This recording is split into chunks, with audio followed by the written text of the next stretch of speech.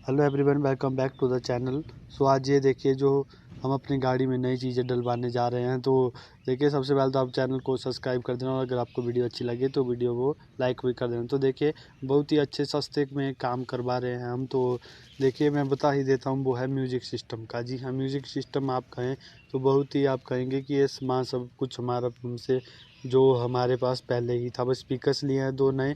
तो स्पीकर्स भी इतना कुछ प्रोफेशनल ये काम नहीं है, मतलब जो हमारे चीज़ें हैं मतलब ये पहले से ही थी। अभी स्क्रीन वगैरह लगाएंगे तो वो अभी लेंगे नहीं, क्योंकि लॉकडाउन भी चल रहा है। कंपनी ने कहा था कि हमारा टाई अप है, उनसे आप ले सकते हैं और उनके साथ आपको कुछ स्कीम वगैरह भी मिल जाएगी।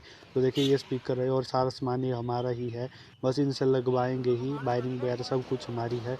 तो बस आप बने रहे वीडियो में और इन्जॉय करना है कि क्या क्या वीडियो में है और क्या क्या ये करते हैं। तो चलिए देखते हैं क्या क्या होता है आगे। तो चलिए शुरू करते हैं।